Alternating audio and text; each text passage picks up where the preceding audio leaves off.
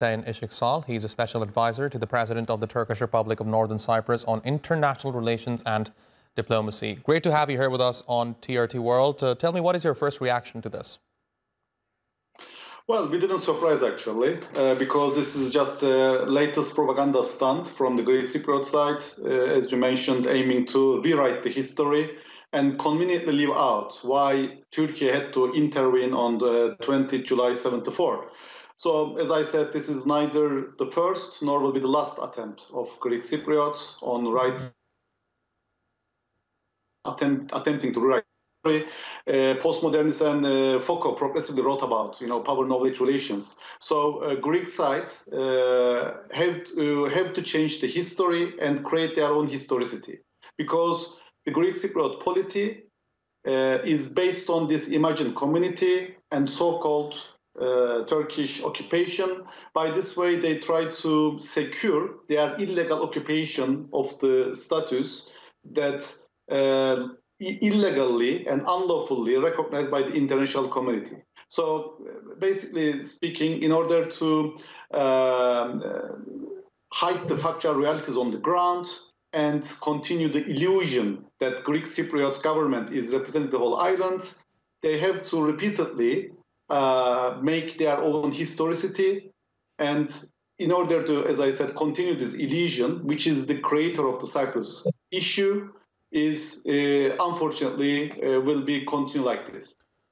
And Mr. Isiksal, certainly the fact that such a propaganda piece is able to run on a digital platform like Netflix goes to show that Netflix is also complicit in this, is it not?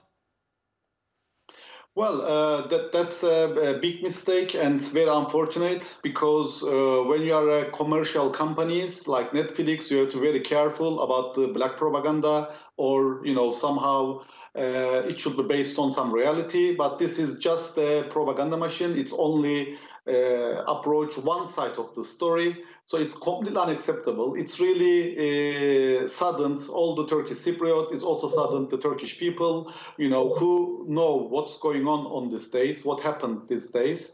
I am sure that there will be no reference to the massacres that did by the Greek Cypriots to the Turkish Cypriot innocent people.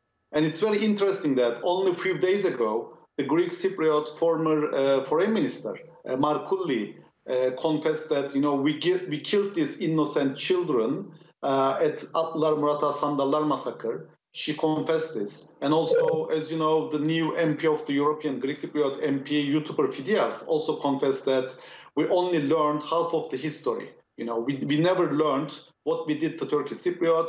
We never learned about their massacres. We never learned about injustices we did on them. So I think this all explains, all this propaganda, but it's very unfortunate that big companies like Netflix become the tools of this Greek propaganda. Mr. Isiksal, what would be your expectation from Netflix at this point? Is there still time for Netflix to rectify its actions? Of course, there's always a time. I think it's now time for us. It's time for the Turkish people living all around the world. We are a huge community. There are more than 100 million Turks living all around the world. I think we should to show our reaction. We have to, show the Netflix that, we don't want Netflix to be part of the Greek propaganda. We can also use our commercial tools, commercial, let's say, sticks. And I'm sure that if we act together, if we act promptly, we can get some results.